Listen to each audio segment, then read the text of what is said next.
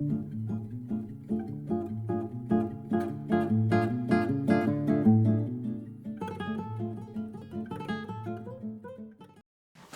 in, everybody. 5 minutes with Sean, maybe 10. It is another beautiful day here in the fall in Wisconsin. Yes, it's getting a bit chilly, but I, for one, actually like that. Today is a tale of two service appointments.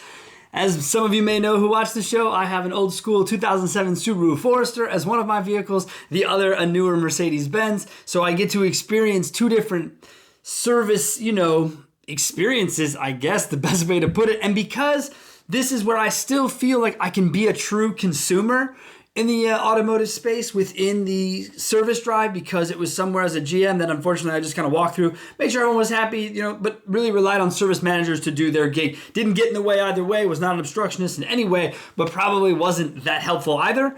But that's for a different show. So today are my two experiences. Number one, I go to Subaru, I call them, they're ready to take my vehicle 2 days later. Holy cow, unbelievable, I'm so happy. Drop off my car. Now, for those of you who watch the show, you know a little bit how that story ends. We'll get back to it in a second. The other Mercedes-Benz, both cars need to be serviced at the same time, and I had a big recall on the Mercedes-Benz side, front axle work that had to be completed. So I call, and it's a client of mine in the Mercedes-Benz store, great people, and the young lady who answered the phone knows me, and she said, Sean, I don't even want to tell you this. And I said, what? She said, I'm almost 5 weeks out for this appointment. And I thought, well, that sucks, but what you gonna do? This is where I go for service. These are my people. This is what I like. So they put me on the schedule 5 weeks later. So as I hung up with both those calls, I thought to myself, why does this exist? Do they have enough techs at Subaru and they don't have enough at Mercedes-Benz? Do they have more customers of one, less of the other? They're both they're not in the same areas. One's in Madison, Wisconsin, the other a Milwaukee suburb, but a large Milwaukee suburb. So you start to think, okay, well, maybe it's just the way it is right now. Maybe it's their flow. So I also know that the parts delays are all over the place, all these kind of, more of the backlogs and bottlenecks and all of these issues. So I try to be patient. One thing I will say about a service appointment when you begin it is that it's so comforting to see them come out at Mercedes with a tablet and shoot pictures of the car, right? Scan the video, do all this work. It feels professional, and it feels reassuring that if something happens to my car while under your care, you'll have it on file. We'll know, right? We'll know. It happened with one of my last cars through Mercedes. The tow door off the front had come off. It's actually an expensive piece because it's color matched. And they were like, well, let's just go check the video, and if you brought your car in with it on, we'll replace it. And so lo and behold, I did. They ended up finding it, came out in the car wash, all this other stuff. It's cool. Awesome. High five. I feel comforted. Over at Subaru, I was not met with that. Did not happen to me. And they damaged my fucking car. So, and not that there was anything that could have been said otherwise. It's not like they could have called me and been like, oh, well, we didn't know this happened to you and this car came out. That was impossible because I keep my car pretty fucking immaculate for what it is. It's a 177,000 mile vehicle. I keep it tight. I keep it clean. I take pride. Blah, blah, blah. This car's never been painted or injured in its life. Yeah, it's got a couple of dents, etc. As I said, it's a 175,000 plus mile car. But for the most part, it's freaking perfect. Now it's not. They fucked that up. And they hid and they made all these different... Remember that? I mean, if you watch the show, go back and watch it. I don't want to relive it. It's too much for my heart, but it sucked. It was the longest oil change of my life. However, both companies use text communication to engage with me. Now, dealers, this is a quick tip. You may or may not know this, that you tend to have two different text systems, which is totally makes sense because we love to bolt shit on itself in our business. So you have two different text systems. One is like an automated open the ticket. You can get back to us at the dealership anytime you'd like. And then the next one comes from the actual advisor. Stop it.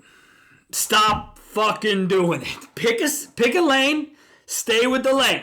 And if it's two providers you have to have, stop having one of them text. Especially the, hi, welcome, you can text this line. And then I text this line and someone texts me back from another line. All right, when we text, it isn't email. We believe it to be texting with the number listed on the phone. That's why we do it.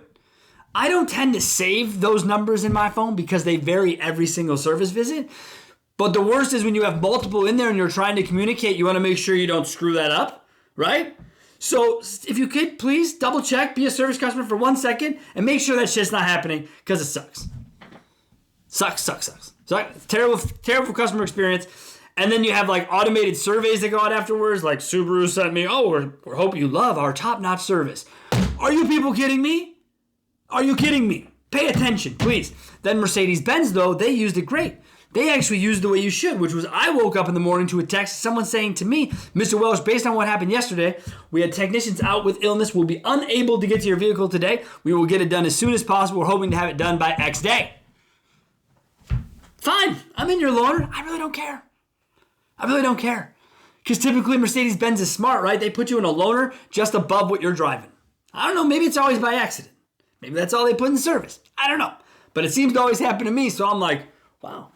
This is okay, interesting. You know what I mean? And that's a cool, fun part, so I don't care if you take forever with my car. I was also in a loaner at Subaru. That car sucked, all right? I have a classic Subaru. They don't make Subarus like they make my Subaru, all right? And I'm in this new legacy thing with all these bells and whistles going off telling me to stay in my lane.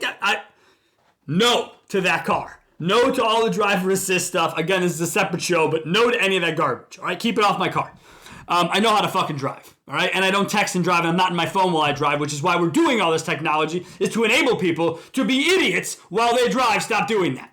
Stop making it easier for them to be idiots. Please stop. All right, so the end of these service appointments, right? End of the service appointment number 1, vehicle damaged, Subaru sucked, didn't go well. Why did it happen, right? Why did it happen this way? Is it because it's Subaru? Or is it because this particular dealership was going through a buy-sell? Interesting. The Mercedes-Benz dealership's owned by the same family for 50 plus years. Run it like they give a shit. Over here, big conglomerate coming to town. Do the people who work there now no longer care the same they did when they worked for the people who owned it before? Are they aware of what's going on? Does that impact? Do we ever give thought to that while going through buy-sells of what our people are actually putting out there? That experience was so bad at Subaru, it's over. I'll be returning to my old Subaru dealership that I left because of a much, much smaller argument.